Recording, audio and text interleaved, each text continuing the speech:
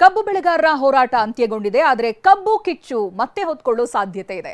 ಸರ್ಕಾರ ನಿಗದಿಪಡಿಸಿದ ದರಕ್ಕೆ ರೈತರು ಮತ್ತೆ ಸಕ್ಕರೆ ಕಾರ್ಖಾನೆ ಮಾಲೀಕರಲ್ಲಿ ಅಸಮಾಧಾನ ಇದೆ. ಕೆಲ ರೈತರು ವಿರೋಧ ವ್ಯಕ್ತಪಡಿಸಿದ್ದಾರೆ.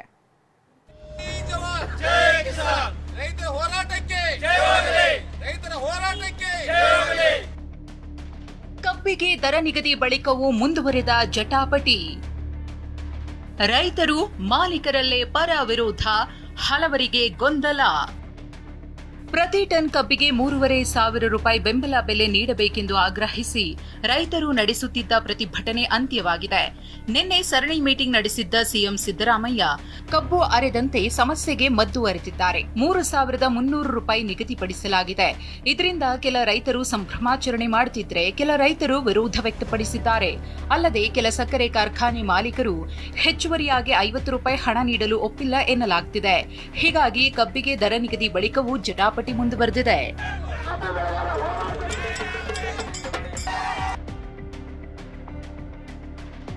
ಬಾಗಲಕೋಟೆಯ ಲೋಕಾಪುರದಲ್ಲಿ ರೈತರು ಸಂಭ್ರಮಿಸಿದ್ದಾರೆ. ಆದರೆ ಮುಧೋಳ ರೈತರಲ್ಲಿ ಸಹಮತವಿಲ್ಲ. ಹಾಗೆಯೇ ಬೆಳಗಾವಿಯ ಗುರ್ಲಾಪುರದಲ್ಲಿ ರೈತರು ಸಂಭ್ರಮ ಮಾಡಿದ್ದಾರೆ.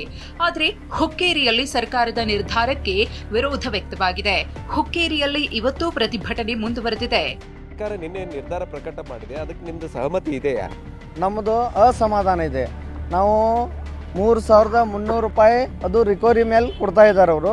ಅದು ನಮ್ಗೆ ಒಪ್ಪಿಗೆ ಇಲ್ಲ.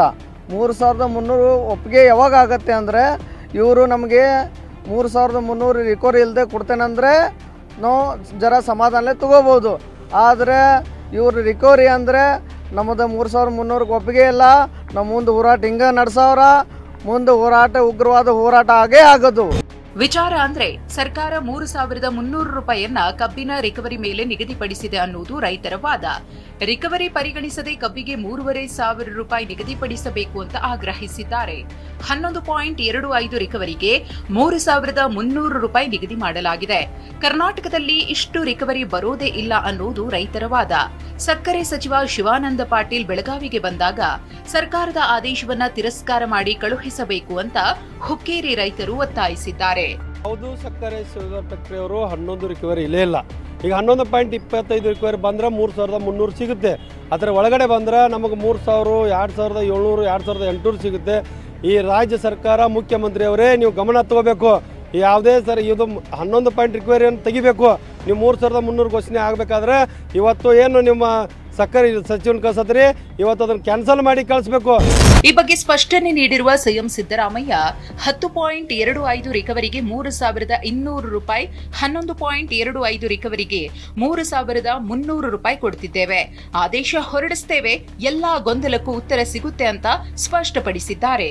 10.25ಕ್ಕೆ 3,100 ರೂಪಾಯಿ ಪ್ಲಸ್ 100 ರೂಪಾಯಿ. ಈಗ ನಾವು ನಿನ್ನೆ ತೀರ್ಮಾನ ಮಾಡಿರೋದು 100 ರೂಪಾಯಿ ಮೇಲೆ 10.25 ರಿಕವರಿ ಇದ್ರೆ 11.25 ರಿಕವರಿ ಇದ್ರೆ 3,200 ಪ್ಲಸ್ 3,200 ಪ್ಲಸ್ 100. ಡಿಸಿ 3,200 ಹೇಳಿದ್ರು, ಬೆಳಗಾವಿ ಡಿಸಿ, ಅದ್ರ ಮೇಲೆ 100 ರೂಪಾಯಿ ಅಂದ್ರೆ 3,300 ರೂಪಾಯಿ. ಅವ್ರ ಮಾಲೀಕರು ಕೊಡಕ್ಕಾಗಲ್ಲ ಅಂತ ಆದೇಶದಲ್ಲಿ ಉಲ್ಲೇಖ ಮಾಡಿ ರೈತರು ಕೊಡ್ಸೋ ಕೆಲಸ ಮಾಡಿ ಈಗ ಆದೇಶ ಇಶ್ಯೂ ಆಗ್ತದೆ. ಇನ್ನು ರೈತರ ವಿಚಾರ ಹೀಗಾದ್ರೆ ಕೆಲ ಸಕ್ಕರೆ ಕಾರ್ಖಾನೆ ಮಾಲೀಕರು, ಅದರಲ್ಲೂ ಮುರುಗೇಶ್ ನಿರಾಣಿ ಹೆಚ್ಚುವರಿಯಾಗಿ 50 ರೂಪಾಯಿ ನೀಡಲು ಒಪ್ಪಿಲ್ಲ ಎನ್ನಲಾಗ್ತಿದೆ. ಈ ಬಗ್ಗೆ ಪ್ರತಿಕ್ರಿಯಿಸಿರುವ ಸಿಎಂ, ಜಿಲ್ಲಾಧಿಕಾರಿಗಳು ಹೇಳಿದ ಬಳಿಕ ನಿರಾಣಿ ಒಪ್ಪಿಕೊಂಡಿದ್ದಾರೆ ಅಂತ ಹೇಳಿದ್ದಾರೆ. ಸತೀಶ್ ಜಾರಕಿಹೊಳಿ ಕೂಡ ಕೆಲವರು ಒಪ್ಪಿಲ್ಲ, ಆದ್ರೆ ಸರ್ಕಾರ ಆದೇಶ ಮಾಡಿದ್ಮೇಲೆ ಕೊಡ್ಲೇಬೇಕಲ್ಲ ಎಂದಿದ್ದಾರೆ. ಏನಿಲ್ಲ, ಅವ್ರು ಎದುರುಗಡೆನೆ ಹೇಳಿರೋದು ಒಂದು, ಮಾಡಿರೋದು ಒಂದಲ್ಲ. ಅವ್ರು ಹೇಳಿದ್ದೀನಿ. ಅವರು ಜೂಮ್ನಲ್ಲಿ ಬಂದು ಜಿಲ್ಲಾಧಿಕಾರಿ ಹೇಳೋವರೆಗೂ ಕೂಡ ಒಪ್ಪಿರಲಿಲ್ಲ 3,000. ಜಿಲ್ಲಾಧಿಕಾರಿ ಬಂದು ಹೇಳಿದ್ಮೇಲೆ ಒಪ್ಕೊಂಡ್ರು. ಸರ್ಕಾರ ಡಿಸಿಷನ್ ಆದ್ಮೇಲೆ ಏನು ಮಾಡ್ಲಿಕ್ಕೆ ಕೊಡಲೇಬೇಕಲ್ಲ. ಈಗ ಬೇರೆ ಅವರು ಈಗ ಕೊಡೋಲ್ಲ ಅಂತ ಹೇಳಿದಾರೆ, ನಿಮ್ಮ ಮುಂದೆ ಹೇಳಿದ್ದಾರೆ, ನಿಮ್ಮ ಟಿ ವಿ ಮುಂದೆ. ಈಗ ಸರ್ಕಾರ ಡಿಸಿಷನ್ ಅವರು ಕೊಡಲೇಬೇಕು. ನಾವು ಪಾರ್ಟ್ ಸರ್ಕಾರ ಆಗಿ ಸರ್ಕಾರ ಕಣ್ಣೇ ಇದ್ದೀವಿ, ಅವ್ರ ಪರವಾಗಿ ಇದ್ದೀವಿ. ಎರಡು ಬ್ಯಾಲೆನ್ಸ್ ಮಾಡಿ ನಾವು ಮಾಡಿದ್ದೀವಿ. ಸರ್ಕಾರ 50 ರೂಪಾಯಿ ಭಾರ ಹೊತ್ತಿದೆಯಲ್ಲ, 100 ರೂಪಾಯಿ ಎಲ್ಲ ಕಾರ್ಖಾನೆ ಮಾಲೀಕರ ಮೇಲೆ ಹಾಕಿಲ್ಲ ಸರ್ಕಾರ. ಇನ್ನು ಎಫ್ಆರ್ಪಿ ದರ ನಿಗದಿ ಮಾಡುವುದು ಕೇಂದ್ರ ಸರ್ಕಾರ. ಹೀಗಾಗಿ ರೈತರ ಸಮಸ್ಯೆ ಬಗ್ಗೆ ಚರ್ಚಿಸಲು ಸಿಎಂ ಸಿದ್ದರಾಮಯ್ಯ ಮೋದಿಗೆ ಪತ್ರ ಬರೆದಿದ್ರು. ಇದಕ್ಕೆ ಕೌಂಟರ್ ಆಗಿ ಸಿಎಂಗೆ ಪತ್ರ ಬರೆದಿರುವ ಪ್ರಹ್ಲಾದ್ ಜೋಶಿ, ರೈತರ ಹಿತ ಕಾಪಾಡಲು ಕೇಂದ್ರ ಸರ್ಕಾರ ಬದ್ಧವಾಗಿದೆ, ಕಬ್ಬು ಬೆಳೆಗಾರರ ಬಾಕಿ ಹಣವನ್ನ ಇತ್ಯರ್ಥ ಮಾಡಲಾಗಿದೆ ಅಂತ ಪತ್ರದಲ್ಲಿ ಉಲ್ಲೇಖಿಸಿದ್ದಾರೆ.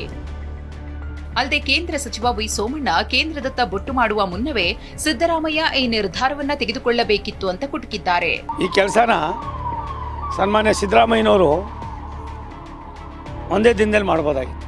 ಎಲ್ಲವನ್ನು ಕೂಡ ಭಾರತ ಸರ್ಕಾರದ ಮೇಲೆ, ರಾಷ್ಟ್ರದ ಪ್ರಧಾನಮಂತ್ರಿಗಳ ಮೇಲೆ ಬೊಟ್ಟು ಮಾಡೋದನ್ನು ದಯವಿಟ್ಟು ನಿಲ್ಲಿಸಿ, ಇವತ್ತಿನ ನಿನ್ನೆ ತೀರ್ಮಾನ ನಾನು ಒಂದು 5-10% ಅದಿದ್ದರೂ ಕೂಡ ಅದನ್ನು ಸಮಂಜಸವಾಗಿ ನಿಭಾಯಿಸ್ತೀರಾ ಅನ್ನೋ ಭಾವನೆಯಿಂದ ಮೊದಲು ನೀವು ರಾಜ್ಯ ಸರ್ಕಾರ ಎಷ್ಟು ಮಟ್ಟಿಗೆ ಅದ್ರ ಜೊತೆಗೆ ಸ್ಪಂದಿಸಿ ರೈತರಿಗೆ ತಾವು ತೆಗೆದುಕೊಳ್ತಕ್ಕಂಥ ಇಂಡೈರೆಕ್ಟಾಗಿ ಏನು ಟ್ಯಾಕ್ಸ್ ತಗೋತೀರ ಅದರೊಳಗೆ ನೀವು ಎಷ್ಟು ಮಟ್ಟಿಗೆ ಕೊಡ್ಬೋದು ಅನ್ನೋದನ್ನು ತೀರ್ಮಾನ ಮಾಡಿ ಆಮೇಲೆ ಕೇಂದ್ರ ಸರ್ಕಾರಕ್ಕೆ ಅಪ್ರೋಚ್ ಮಾಡಿದ್ರೆ ಒಳ್ಳೆಯದು. ಅದೇನೇ ಇರಲಿ, ಸರ್ಕಾರದ ನಿರ್ಧಾರದಿಂದ ಬಹುತೇಕ ರೈತರಲ್ಲಿ ಖುಷಿ ಬಂದಿದೆ.